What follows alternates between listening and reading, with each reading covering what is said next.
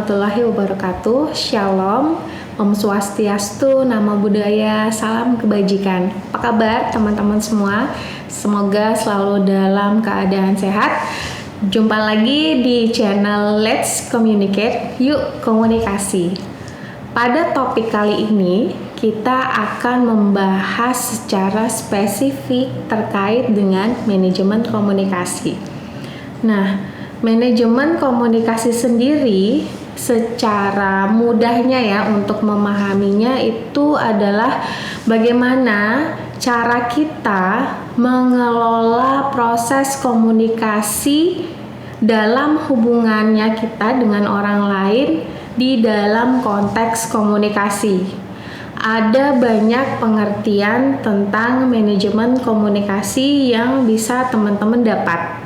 Salah satunya adalah perpaduan konsep komunikasi dengan teori manajemen untuk diaplikasikan dalam berbagai setting komunikasi.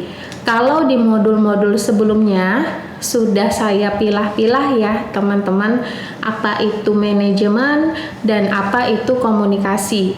Teman-teman bisa membaca lebih jelas di modul.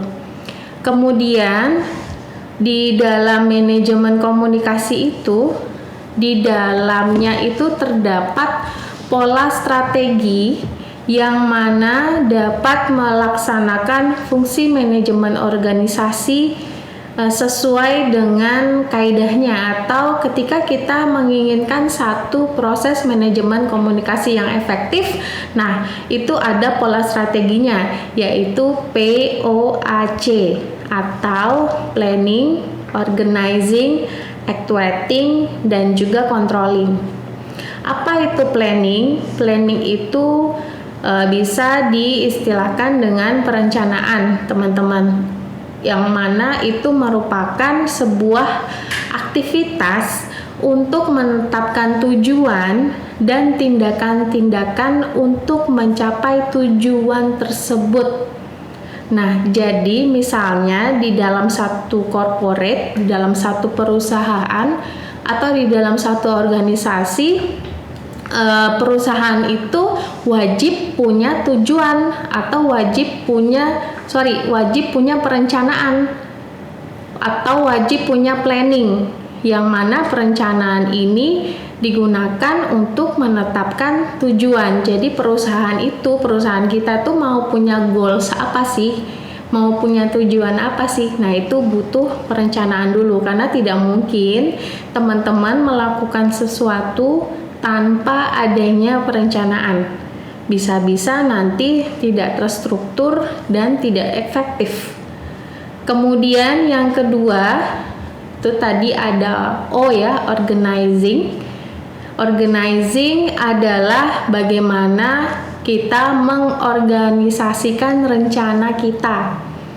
Jadi pengorganisasian dapat diartikan sebagai satu kegiatan untuk mengkoordinir sumber daya yang kita punya, tugas, dan juga otoritas di antara anggota organisasi agar tujuan organisasi kita itu dapat dicapai dengan efisien dan juga efektif.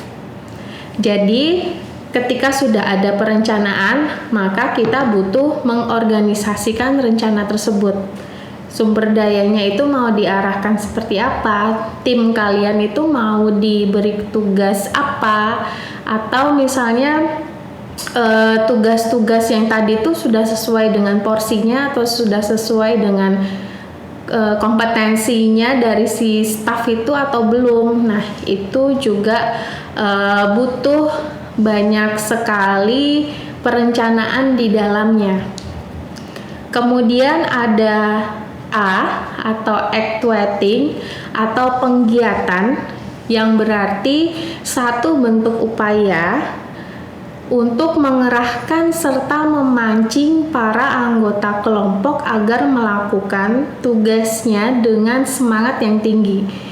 Ya, jadi kalau teman-teman sebagai leader ya, sebagai manajer, pasti nanti teman-teman harus memberikan motivasi atau arahan atau mencarikan problem solving atau pemecahan masalah kepada tim teman-teman gitu.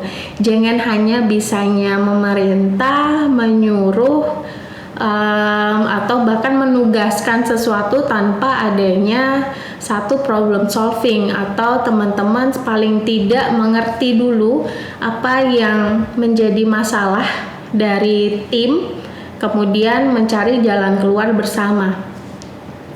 Kemudian yang terakhir itu ada controlling atau pengawasan. Itu merupakan tindakan memeriksa ataupun mengkaji apakah kegiatan yang dilakukan oleh para anggota kelompok kita di dalam organisasi itu sudah sesuai dengan rencana. Jadi harus ada pengawasan ya teman-teman, ketika teman-teman sudah membuat satu perencanaan, lalu sudah mengorganisasikan sesuai dengan tugas-tugasnya, lalu sudah memberikan motivasi atau pengarahan. Nah, itu harus ada pengawasan. Apakah tim kalian atau apakah kelompok atau anggota organisasi tersebut sudah melakukan kegiatan mereka atau sudah melakukan apa yang menjadi tujuan dari perusahaan. Nah, teman-teman bisa baca lebih banyak lagi pada modul, dan untuk pertemuan sebelum UTS kita akan ada tatap muka ya dengan Google Meet, dan nanti akan saya share linknya kepada koordinator kelas. Terima kasih telah menyaksikan topik kali ini dan selamat belajar teman-teman. Assalamualaikum warahmatullahi wabarakatuh.